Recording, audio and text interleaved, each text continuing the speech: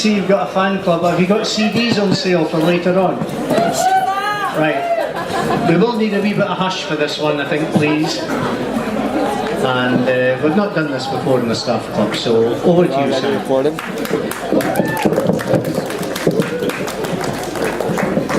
You're a horrible person. You could just edit that out. How's that? Just, you'll hear it in the recording. Are you recording? Yes. You'll know. Okay. Simon Lamb. All my jokes are bad.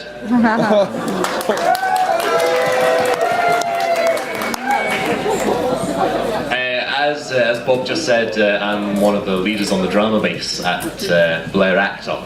And when Wendy Anderson said last week about doing a performance, I had a think about what I could do. I was asked to do 2 wee short pieces. And I hadn't prepared anything, I had nothing with me. And I was like, Mum, Dad, I need you to bring something for me. So they did. I'm going to perform 2 pieces. The first one I'll do now, and the second one I believe is tonight's warm down. The first one is from Matilda the musical, but it's not a song. It's a monologue from Matilda the musical. Something that Colin and Keith spoke about last week in their warm downs was the privilege of being a scout leader.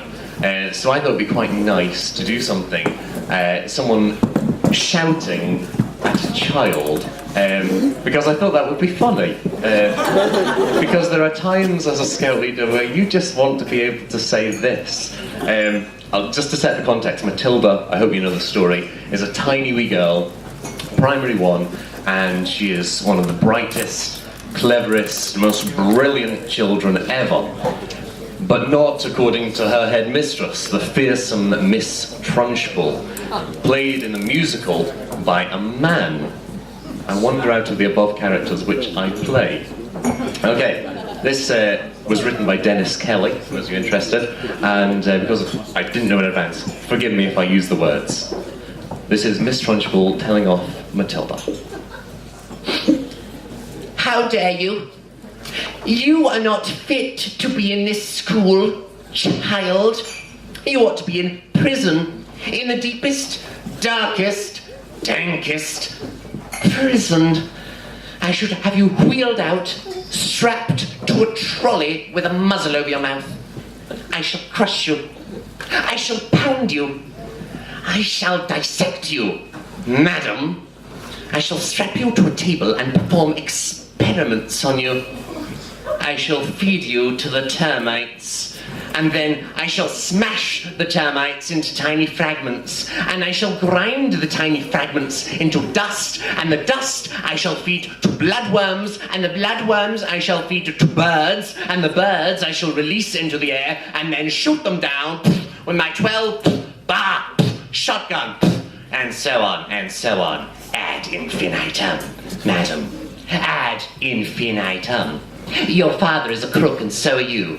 Last night I was driving home in that monstrosity he settled me and the engine fell out. What do you say to that? There is nothing you can say because you are genetically predisposed to evil and you must be destroyed before you're allowed to grow 1 centimeter taller than you currently are. Do you hear? Are you listening? Vomit, puke, snot stain, are you listening to me?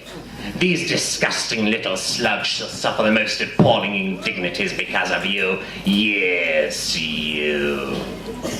Yes, you. All of these disgusting little slugs shall suffer the most appalling indignities because of you. I shall rip the rebellion out of this class and devour it whole. I shall hang each and every one of you upside down by your ankles until all your bodily liquids drain out through your noses and into jars. Yes, jars. Which I shall then send home to your parents with your school reports, upon which I shall write, could do better.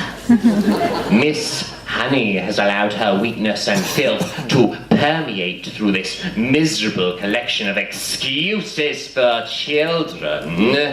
And you, Madam, standing there before me like the squid of squits are its beating heart. You are the axis of evil. You are the nexus of necrosis. You are a rotting lump of pure wrong.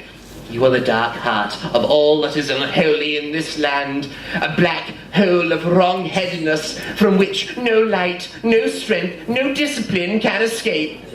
But I am a match for you, madam.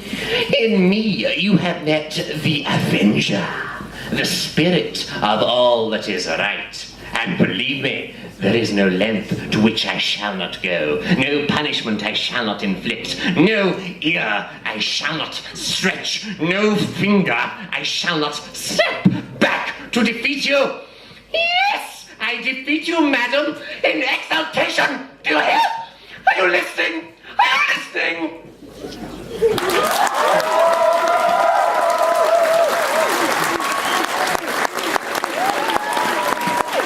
Well, there you are. You're a very own style. Well done, sir.